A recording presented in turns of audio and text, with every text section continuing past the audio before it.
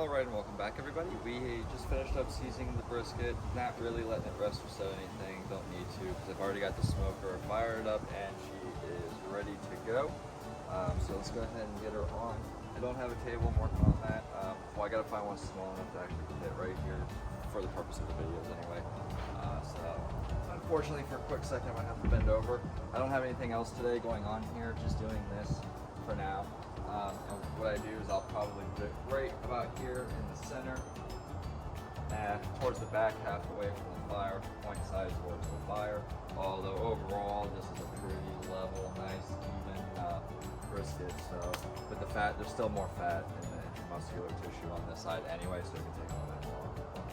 Let me get this closed up. I just threw a log on, which brings me back to some of the questions I get. I'm gonna try my best if I can to watch and manage how much wood I actually use for a cook. I anticipate that this one will take roughly 12 hours or so, give or take. Oh, sorry about that. I do anticipate this cook to take roughly about 12 hours or so.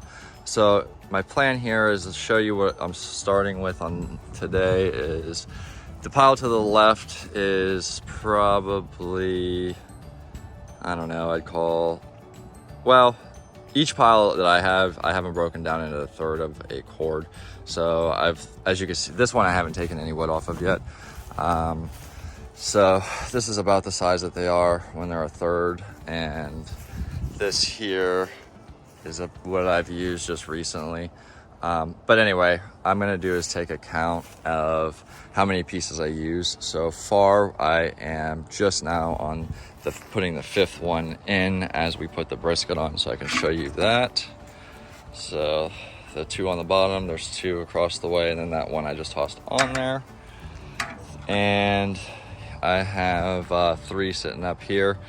They do come in different sizes, just the way a tree naturally grows. So when you cut it, you are going to get some different widths and thicknesses and so on and so forth. But it actually works pretty good because you can kind of plan around that. See if I can show you one like this. This is a smaller one, not quite as large. And this is kind of a little bit of a bigger, but they're still not too bad.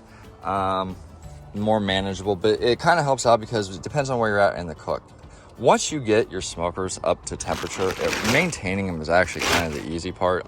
I know a lot of people act like it's hard, but it's not so much. The part that's hard is maintaining them cleanly. I feel like that part gets left out a lot. So I tend to, in the beginning, use the smaller pieces. For one, it's easier to start a fire, but for two, it generates heat quicker, and you're trying to heat up a large volumed area with these, especially when you're getting into 500 and 1,000 gallon pits. But then after that, I tend to go to the more medium to larger sizes of the splits that I have, just to maintain the fire. So I do get a lot of questions about, oh, how much wood do you go through on a 10-hour cook or a 12-hour cook or a brisket cook or a ribs? Well, I don't know, because I don't really pay that much attention to it because I constantly have wood coming. So I'll count on a longer cook, and we'll go from there. I'll let you guys know.